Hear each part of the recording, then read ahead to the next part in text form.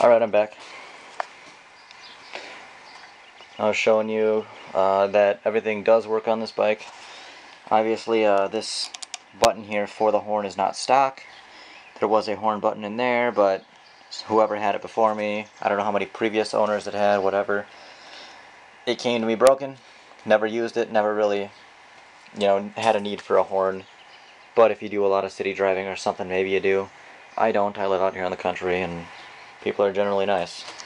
So, next thing is brake lights. Let's make sure brake lights work. So here we have our brake handle for the front brake anyway. So I'm going to pull that like that, and you can see that the brake light is going on and off. And that's for the front brake, which is the one you would mainly be using, or I use when I drive. It just works better for me. Now this shiny little lever down here, that is for the rear brake. Now when I push that just like that, the light is going to pop on and off. Showing you both circuits for both brakes work. And obviously there's a lot of adjustment as far as how far you pull the lever to turn the circuit on, how far you pull the lever to actually get the brake to engage, all that stuff. All that stuff I have adjusted so the brake light actually comes on when it brakes, not before it brakes, not after you've already started braking. That way when you're driving, and especially for people tailgating you who don't respect motorcyclists, they know that you're stopping or slowing down. They can actually be aware of that and keep you a lot safer and hopefully not hit you if they're paying attention. Before I forget, mirrors. I did replace this mirror at one time. So you'll notice that even though it's close, still the same rectangular design. It does not exactly match. You'll notice that on the front too. This is my left mirror. It's clean, you can see everything, it's good.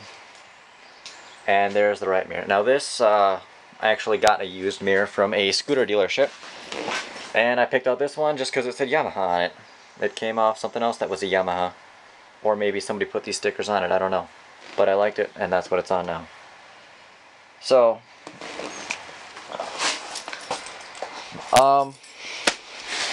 cover. Even though I always do store it inside, on days like today where it's actually slightly drizzling out, I've always stored it outside. I cannot say for sure about the previous owners. I do not know how they took care of this bike. I don't know anything about what they did to maintain it or upkeep it or whatever. So I can't comment on that.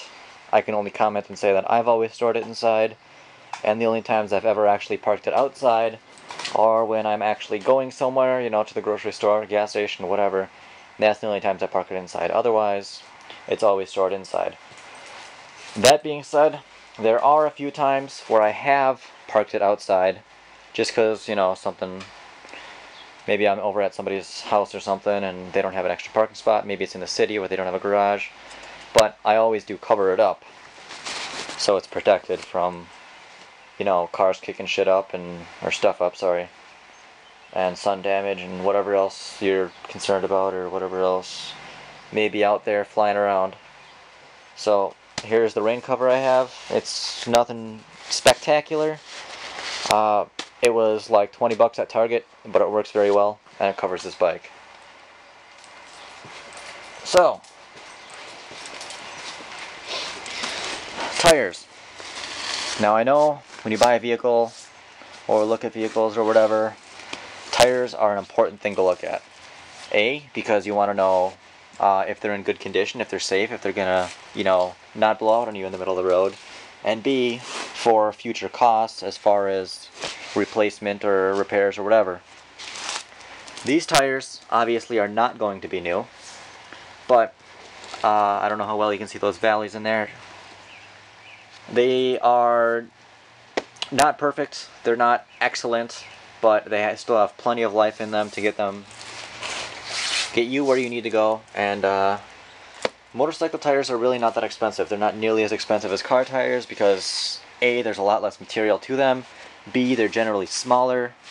I think I have 16-inch rims on this, But you can see, you know, that's about as wide as my hand there. Whereas if I come over to my Mustang here,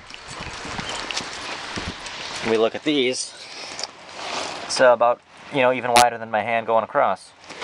And those are 235s, so which means they're 235 millimeters from end to end on the inner side of the bead. Whereas these ones are, well, what does it say? 100. So these tires are, well, to put it simply, those are about 2.5 times wider than these ones. So I don't know, I'm getting sidetracked. But anyways, this front tire still has plenty of life left in it. If you don't abuse it, you can probably get another year or two out of it.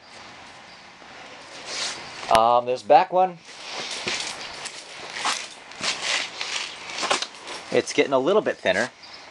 Let me see if I can find a light to shine on it so you guys can see it clearly, and I'm not trying to deceive anybody.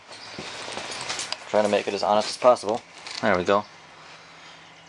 It's getting a little bit thinner. And I may or may not replace that one, but any time now would really be a good time to replace it. But like I said, it's still safe to ride like that, and it's still got plenty of miles left in it. But I don't know, some people like to replace them way early, some people wait till they're absolutely junk to use. I don't know, your personal preference.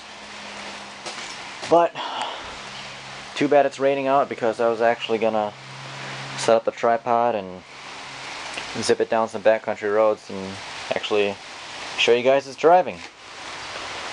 But I'll probably have to splice that into another segment, and we'll see. We'll get there. Figure it out.